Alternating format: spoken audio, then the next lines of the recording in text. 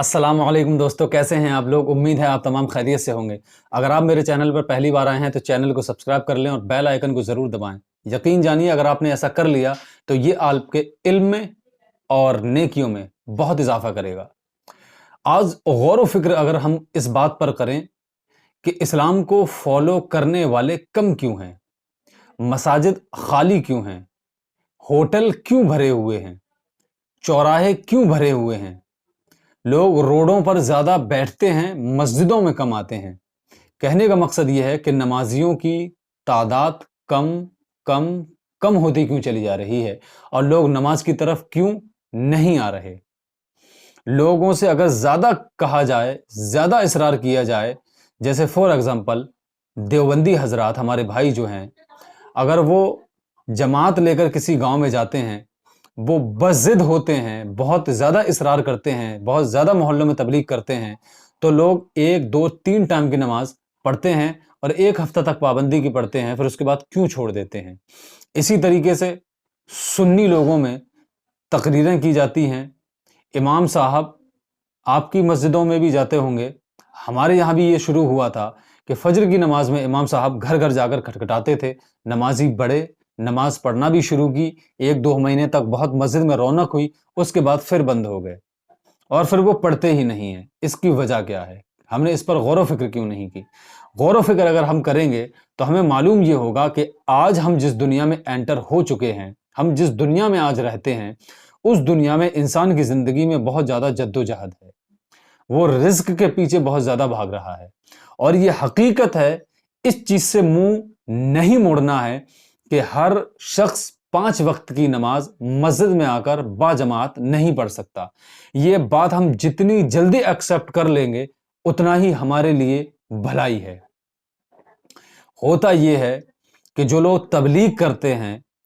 उनकी ख्वाहिश अव्वल ये होती है कि लोग उनके कांधे से कांधा मिलाकर मस्जिदों को आबाद करें, मस्जिद ही में आकर नमाज पढ़ें। अगर कोई शख्स अपने घर नमाज पढ़ता है, दुकान में नमाज पढ़ता है, तो इस चीज़ पर वो थोड़ा इरिटेट फील करते हैं और उनसे शिकायतें भी करते हैं कि मस्जिद में आकर नमाज पढ़ा कीजिए। सबसे पहले गौर करने वाली बात यह है कि हर शख्स के लिए मुमकिन नहीं कि वो अपना शटर गिराकर, अपना काम बंद कर कर, कारखाने में ताला लगाकर मस्जिद में आए।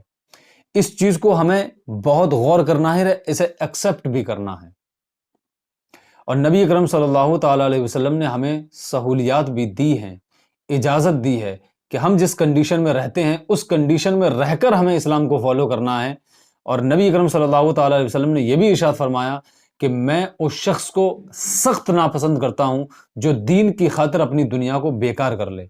और यह भी इरशाद फरमाया कि मैं उस शख्स को भी सख्त नापसंद करता हूं जो अपनी दुनिया की खातिर दीन को बर्बाद कर दे। तो हमें इत्तिदाल यानी बीच का रास्ता इख्तियार करना पड़ेगा। वो रास्ता सिर्फ और सिर्फ यही है कि जो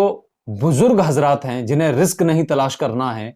जो अब काम नहीं करते, वो मस्जिद में बाजमात नमाज पढ़ सकते हैं। लेकिन जो लोग रिस्क की तलाश में घर से निकलते हैं, मजदूरी करते हैं, मेहनत करते हैं, शॉप पर बैठते हैं, कारखाने चला रहे हैं, फैक्ट्रियां चला रहे हैं, उनमें यह तबलीग की जाए कि आप मस्जिद में आने का अगर वक्त नहीं है, कोई बात नहीं, आपको अल्लाह रब्बुल इज़्ज़त आपकी नीयत के हिसाब से, आपकी सिचुएशन के हिसाब से आपको जमात ही का सवाब देगा। आपके पास अगर वक्त है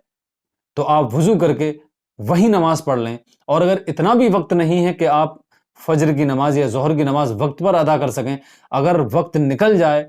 तो अगली नमाज जब पढ़ें तो उसके साथ में जो नमाज निकल गई है उसके फ़र्ज भी शामिल कर लें। कहने का मतलब यह है कि एक दिन में 5 वक्त की नमाज हर हालत में अदा ज़रूर करें ताकि आदत पड़नी शुरू हो जाए। और इस चीज़ को एक्सेप्ट इसलिए नहीं करता है इंसान, या तबलीग करने वाले लोग इस चीज़ को एक्सेप्ट इसलिए नहीं करते हैं, वो शरीयत के हम पर हुक्म बताते हैं कि शरीयत का ये हुक्म है कि क़ज़ा का कोई फ़ायदा नहीं, नमाज जमात ही से पढ़ना चाहिए। इन्न सलात तन्हा अनिल फ़हशाई वल मुनकर, नमाज बेहयाई को रोकती है। और ये भी कहते हैं कि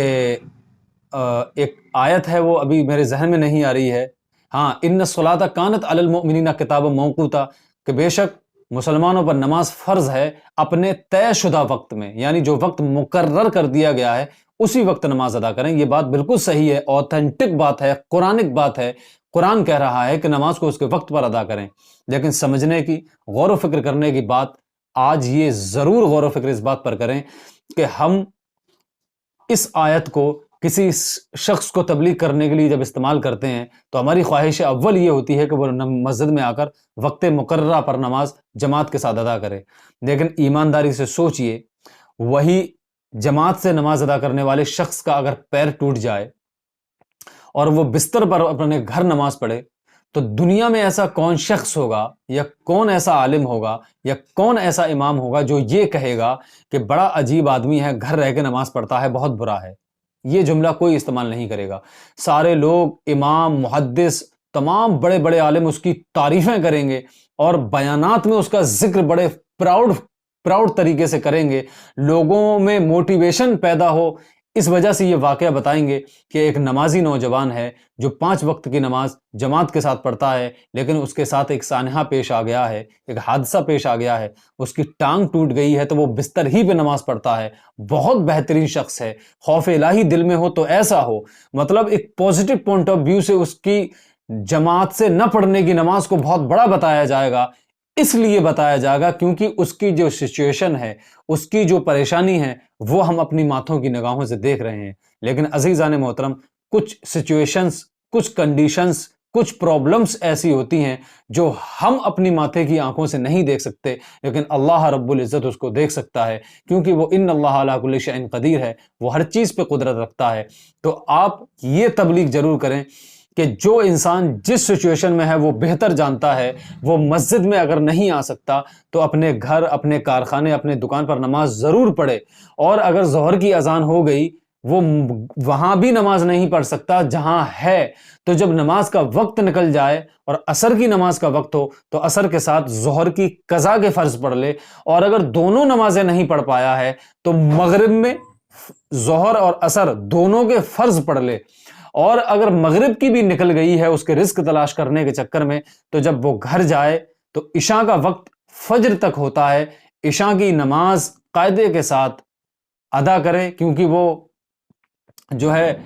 ادا ہی ہوگی، قضا نہیں ہوگی، تو